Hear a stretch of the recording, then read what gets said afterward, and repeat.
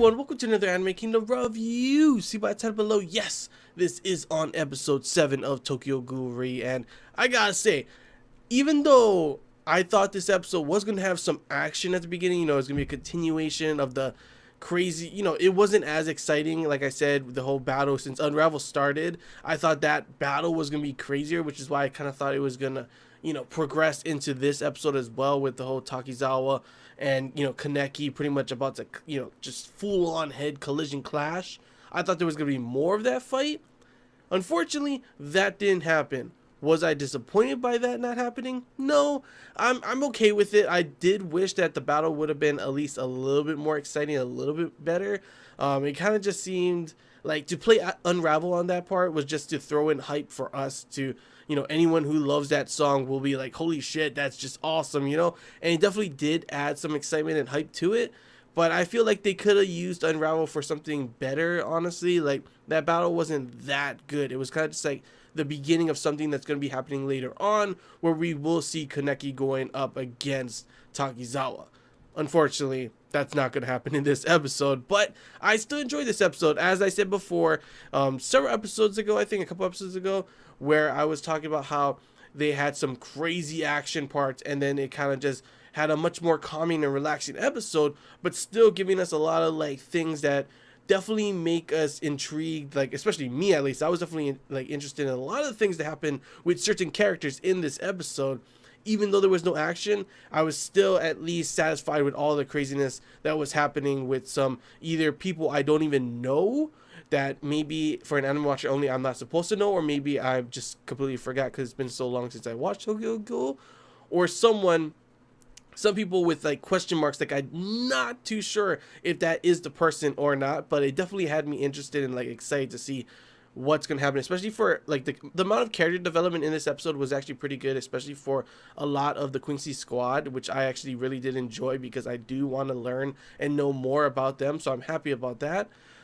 It's just like I said, I kind of wish there was more action, considering last week's episode I thought there was going to be more. The action was, in my opinion, not as amazing as I wanted it to be. I'm not saying it was horrible, but I wish it could have been a lot more, and I was kind of hoping that we'd get a little bit of that in this one, but unfortunately we don't. Still, it was pretty awesome. It starts off, let's just start talk about the episode already. The episode starts off pretty interesting, like I said.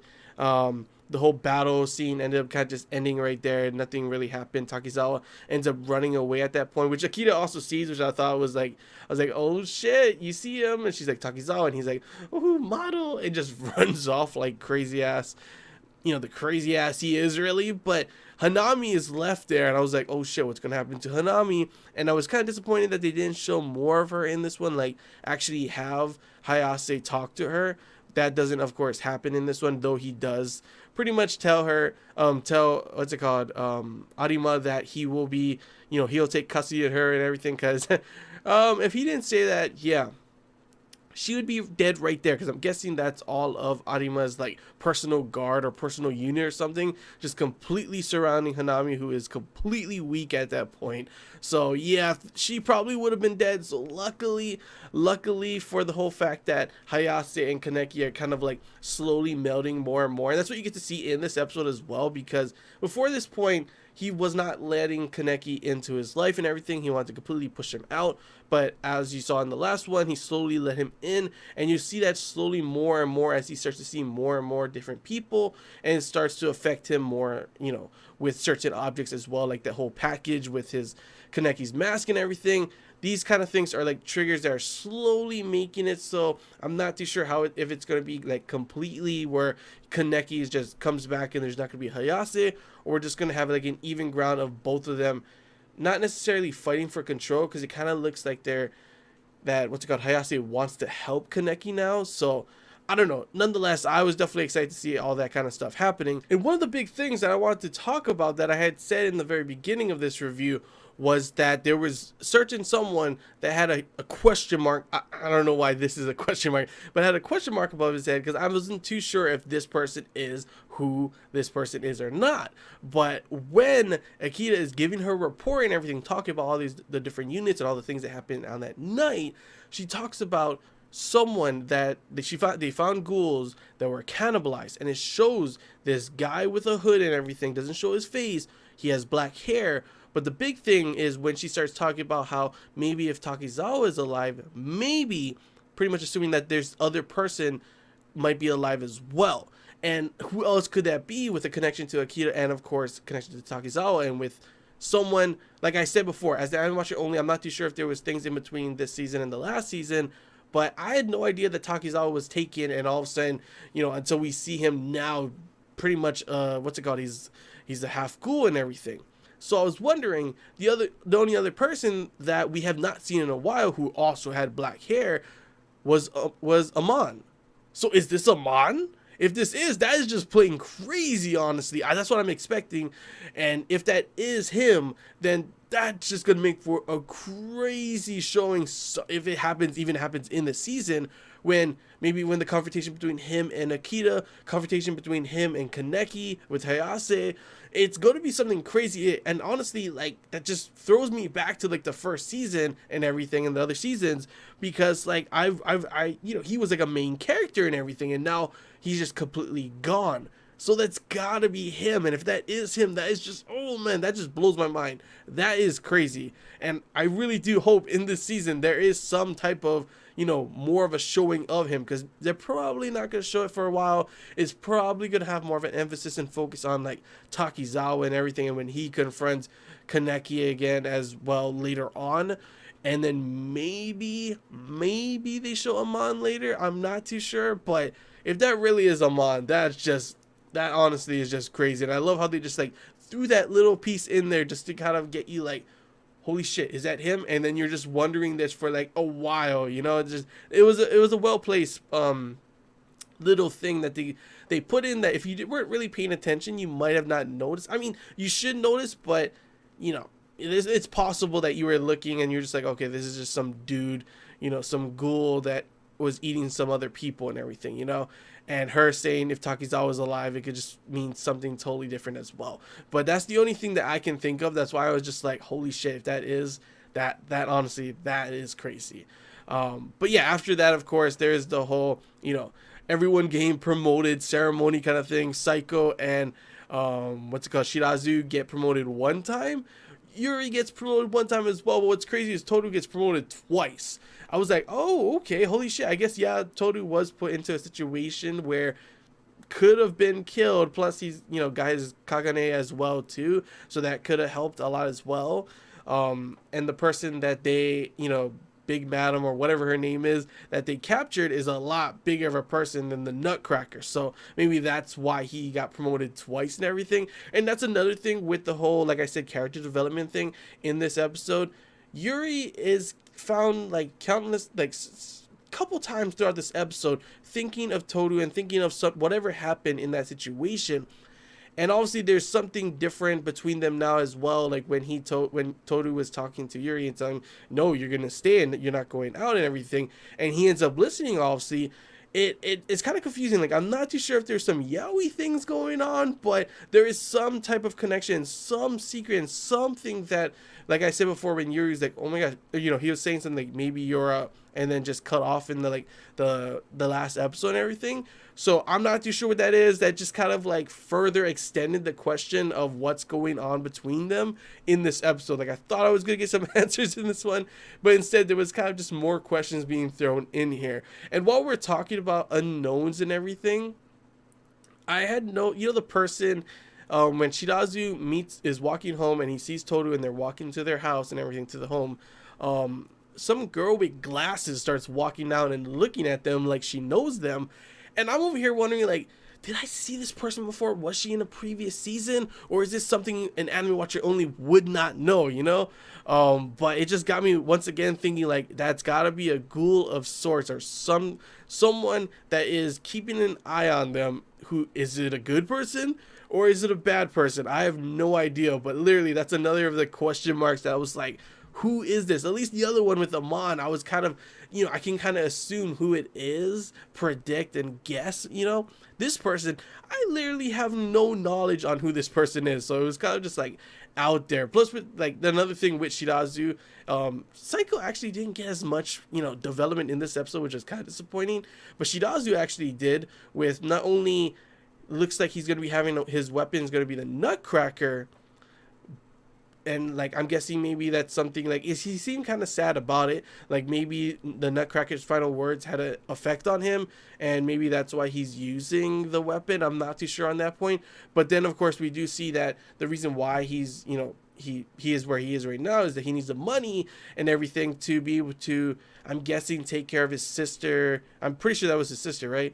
That it has like some crazy thing attached to her face. I don't know if this is a disease or something, but I was full on like, what on earth is that? But yeah, Yuri didn't want to interrupt that, and I wouldn't want to either, because that's probably something that he doesn't want anyone to really know at the moment. But that's another big question mark and another kind of development for the characters that I really did enjoy. And it was also cool seeing some people training everything. Obviously, we see Yuri training and trying to get stronger and better and everything because of him kind of going crazy. And even when the doctor called him on it, he was like, huh, who the hell told him, you know? And then you got Toru. Not only was Toru promoted twice, but Toru's also being trained by Juzo, which I actually find pretty interesting because they did have like kind of a, you know, some things going on, them talking, everything, maybe becoming more friends in the last episodes and everything. And they both are knives, you know, users. So it'd be cool to see Toru get even stronger and actually have like the skill and everything when you see the fighting style to be just like Juzo. That would be pretty damn awesome. So I was actually it was pretty cool thing to see that as well, even though it wasn't like a super exciting thing, you know. And then another big question mark that I had, sorry I'm going all over the place, but there's literally just like so many different things that I like, it had me confused, I'm not gonna lie. And the other thing was when Hayase, I guess, was doing some like a lecture or something like that, presentation, a showing at the academy. There's this guy, I gotta say his face was messed up, honestly. But this guy starts talking to him, whatever.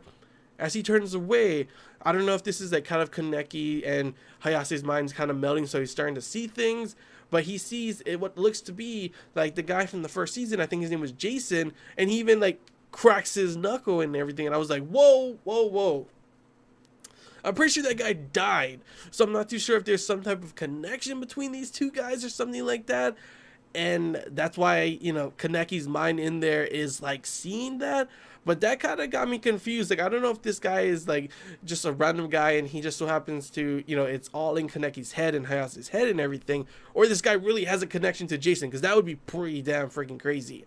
After that as well, the other big question mark was not the question mark, but the other thing that Kaneki is like seeing things is when he's walking, he sees Yoshimura and he sees the old cafe. That part was crazy. And of course they also showed Toka and everything in the new cafe, which was pretty damn awesome.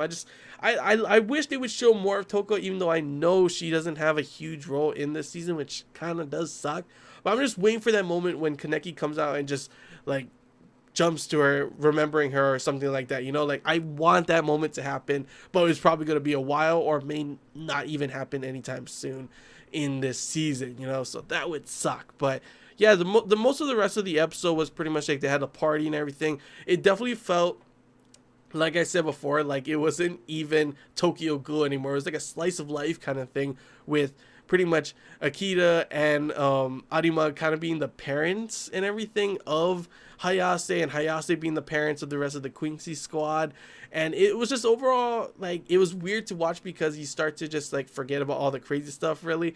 And it's just enjoyable to see all of them all happy, cooking and everything, the crazy antics. It's like literally like watching not Tokyo Ghoul. It's like a slice of life, like I said before, and them giving gifts and all that kind of stuff. And then it goes straight into the package and everything that he got, and you're like, oh yeah, forgot this is Tokyo Ghoul. Like, what the hell, you know? But yeah, that was pretty much most of the episode. The very ending had Tsukiyama going crazy, of course, with a bunch of skulls all over the place. I'm wondering when he's gonna finally make his showing. Like, we're gonna see Kaneki remember him, and he sees Kaneki and something crazy happens. I'm not too sure, but overall that was pretty much the episode. Definitely enjoyed it. The ending also had some new scenes and everything that they put in from this episode, so that was pretty cool to see as well.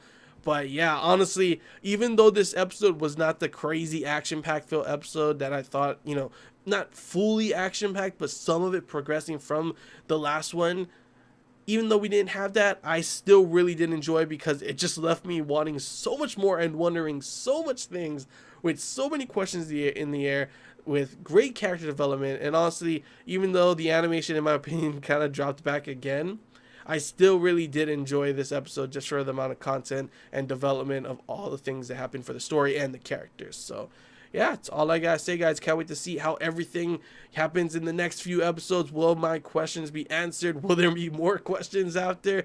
Who the hell knows? But so far, I definitely am enjoying Tokyo Ghoul Re so far. But yeah, that's all I gotta say, guys. Hope you guys enjoyed this Anime Kingdom review. If you have any questions, feel free to comment below. If there's anything I missed and you want to talk about, comment below as well. And if you did enjoy, don't forget to leave a like. If you haven't already, feel free to subscribe for more content. As always, guys, I want to hear your guys' thoughts.